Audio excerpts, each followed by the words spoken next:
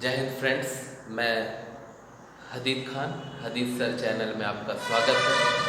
दोस्तों, हम लोग का इतिहास का सेशन चल रहा था। इतिहास का सेशन का ये हमारा दूसरा चैप्टर स्टार्ट होगा। पहला चैप्टर मैंने पढ़ा दिया था, ये दूसरा चैप्टर होगा। हालांकि पहला चैप्टर का हम कुछ भाग बता देते हैं, कुछ भाग छूटा था। एक यूनान की आज़ादी हुई थी। यूनान की आज़ादी। यूनान एक देश है जिसको ग्रीस भी कहते हैं। वो तुर्की के कब्जा में आ चुका था। तुर्की में ऑटोमन एम्पायर था। अब जानते हैं उस्मानी सल्तनत, जिसका तुगलक गाजी अभी सीरियल चल रहा है, तो वो उसी के कब्जा में यूनान था।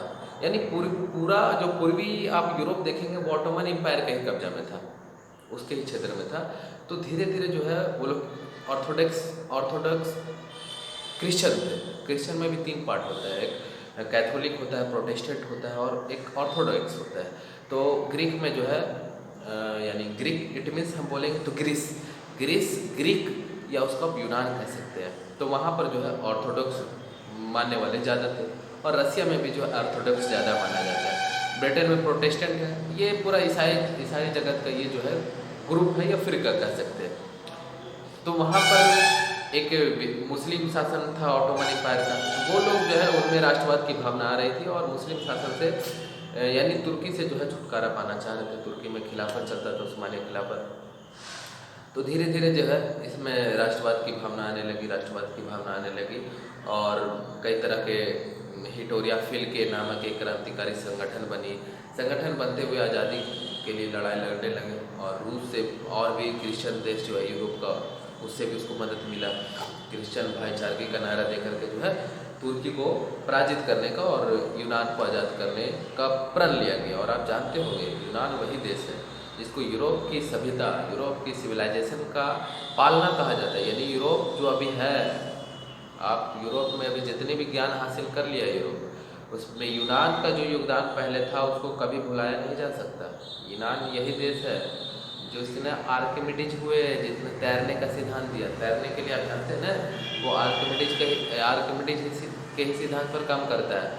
वही यूनान है जहाँ का सिकंदर भारत पर आक्रमण किए थे। वही यूनान है जहाँ का अरस्तु हुए, जिनको बायोलॉजी का पिता कहा जाता है, जूलॉजी का पिता प्लेटो हुए। बहुत महान महान हस्ती वहाँ के हुए। तो उनको जो है जर्मनी को, वहाँ यूरोप को यूनान पर गर्व था। इसी भाईचारगी की भावना से जो है और भी यूरोपियन देश यूनान को मदद करने लगे और तुर्की के खिलाफ लड़ने के लिए बहुत सारे नागरिक भी यूनान के साथ आए। और आप तो जानते हो ऑटोमन एम्पायर जो है वो धीरे धीरे कमज़ोर हो रहा था, जिसकी नींव 1299 में उस्मान गाजी और उसका पिताजी तुगलक गाजी ने डाले थे। तो वो धीरे धीरे कमज़ोर चुकी। हर सल्तनत को जाना है, दुनिया में हर एक का उरूज यानी ऊंचाई होता है और हर एक का जवाल यानी डाउनफॉल होता है। तो वही चीज़ हुआ और इसी कमज़ोरी में ही फ़ायदा उठाते हैं अधिकतर विरोधी, और फ़ायदा उठाए, आज़ाद हो गए। रसिया भी बहुत सपोर्ट किए, चूँकि ऑर्थोडॉक्स रसिया भी थे, ये भी ऑर्थोडॉक्स है। एक क्रिश्चियन भाईचारे के वजह से भी सपोर्ट किया। सपोर्ट होने के बाद रसिया चाहते थे कि उस क्षेत्र में, आप मैप में देखेंगे उधर आपका बहुत सारा देश है, यूनान है, बुल्गारिया है, रोमानिया है, ऑस्ट्रिया है, सर्बिया है। वो चाहते थे कि उसको बाल्कन कहते हैं, बाल्कन में हमारा कब्जा हो। यही बाल्कन में कब्जा के लेकर के जो है उसने तुर्की को तो हराया, लेकिन एक संधि किया एड्रियानोपुल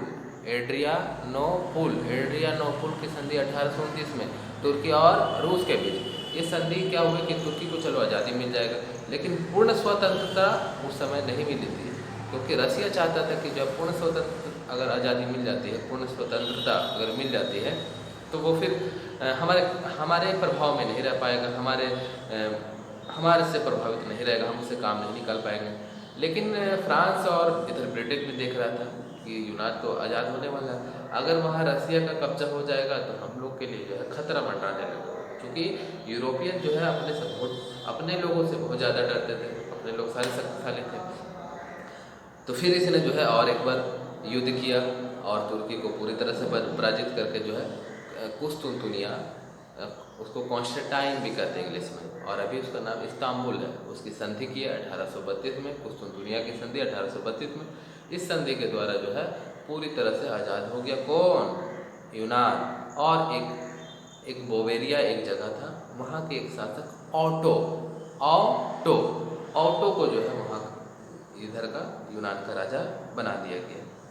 तो ये यूनान की आज़ादी का ये कहानी था। और आप देखेंगे तो ऑटोमन एम्पायर के कब्जा में जो था हंगरी भी था, और हंगरी ये सारा मतलब पूर्वी यूरोप का लगभग भाग था। हंगरी में जो है मैग्यार भाषा बोला जाता था, हंगरी का राजधानी बुडापेस्ट है। ये सारा आपको ऑब्जेक्टिव आएगा। मेरा हर एक बात जो है एग्जाम के ही दृष्टिकोण से रहता है और कॉन्सेप्चुअल भी रहता है, ताकि आप इतिहास को बढ़िया से समझ सकें। तो ये यूनान का आज़ादी कुछ छूटा हुआ भाग था पहला चैप्टर में, तो हमने इसे पूरा कर दिया।